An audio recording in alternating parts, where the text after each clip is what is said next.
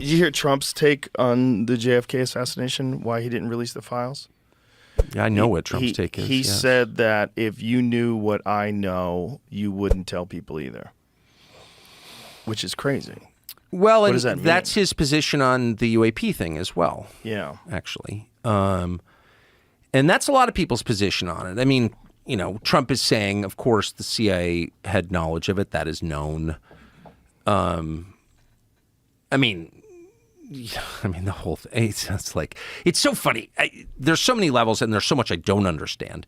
But the whole JFK conspiracy industry, and it really is an industry, more books written on that than almost any historical topic, is filled with wackos, right? There are a lot of wackos in there. But that fact obscures the larger fact, which is the facts themselves tell an unbelievable story. Yeah. And so, whatever, I could get into it at great length. But they're still classifying documents 61 years later. Both Trump and Joe Biden have, in violation of my read of federal law, kept those documents secret. There's no living person connected to the Kennedy assassination. It was a couple generations ago. There's no one person whose secrets are being protected. It's an institution, or maybe countries. There may have been countries involved too. I mean, I don't know the answer, but there's clearly something worth protecting. And I know that when I spoke to someone who'd seen the documents, 2 years ago, and I got one fact out of him, which is, yes, the CIA was involved. And by CIA is a huge organization, but James Jesus Angleton, the head of the operations directorate, had knowledge of this, which I think is well known. But that's the view of someone who saw the documents. So I thought that was news. So I went on TV and said that.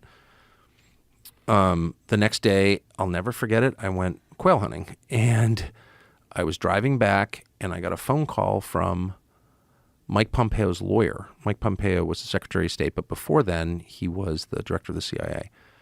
And in that position, he plotted the murder of Julian Assange. So he is a criminal as far as I'm concerned.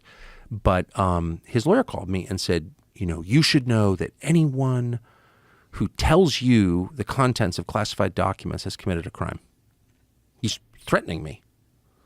It was in my car. With my dog sitting next to me, I'll never forget this. And I said, are you really saying that to reveal that the U.S. government had a role in the murder of a democratically elected president, to say that out loud, that's the crime? What about the actual crime, which is murdering a president? Like, you're covering up for that, Mike Pompeo. What did he say to that? He had no response at all. And so Mike Pompeo is the one who pressed Trump to keep those documents secret. And so it's like, what's crazy to me is not just that Pompeo did that. I think Pompeo is a really sinister person and a criminal. I think that because the facts suggest that. He was caught. Yahoo News, Mike Isikoff wrote a long piece on this several years ago. His employees went to Mike Isikoff and said, hey, Mike Pompeo is plotting to murder Julian Assange, who's never even been charged with a crime in the United States, as CIA director. That's illegal. You're not allowed. Federal employees are not allowed to just kill people they don't like, okay? Just to set the baseline here. So that's who Mike Pompeo is. But he somehow intimidated Trump into not releasing this. Well, okay, that's all bad. Right? I think it's criminal behavior. What's crazy is how Mike Pompeo is treated. He's treated as like a Republican poobah in good standing. He fully expects to become the Secretary of Defense in a Trump administration, which is like completely insane. Why would you take a criminal and give him nuclear weapons? Okay, that's my view. I think it's a common sense view. And like, he goes to fundraisers and dinners and everyone's like, hey, Mike Pompeo. It's like, no, you're the guy who kept information the public has a right to know secret. You're the guy who plotted the murder of someone who committed no crime. You are the outlaw. You are the bad guy. But no, he's treated as like, like a pillar of Republican Washington. I think it's mind-bending to watch that. And by the way, whatever. That's all I'll say. By the way. No, I mean, people don't say that because they're worried about getting punished. They're worried about someone putting kiddie porn on their computer. Right. Members of Congress are terrified of the intel agencies. I'm not guessing at that. They've told me that, including people on the Intel Committee, including people who run the Intel Committee, the people whose job it is to oversee and keep in line these enormous, secretive agencies whose budgets we can't even know. They're black budgets. They're The parents, the agencies are the children. They're afraid of the agencies. That's not compatible with democracy. Democracy is a really simple system, even representative democracy like ours. The people rule. They do so through elections. They express their preference through voting. They send their people to the capital city to run the government on their behalf. Whenever you have unelected people who are not accountable to anyone making the biggest decisions, you don't have a democracy. You have something else, another system. I would call it a tyranny or whatever you want to call it. It's not a democracy.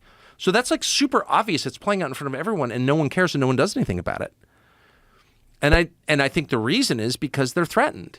And if you look at the committee chairmen who allow this shit to happen year after year, they're all, and I don't know, people say, oh, they're compromised or being blackmailed or whatever. I don't have evidence of that, but I know them and they all have things to hide. I know that for a fact.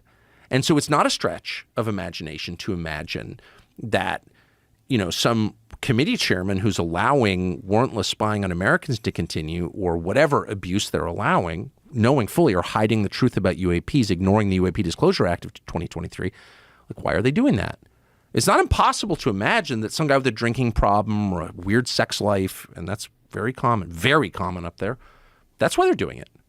Because they don't want to be exposed. I don't have evidence of that. I don't have proof of that. Right. But that's not a crazy thing to assume that could be happening.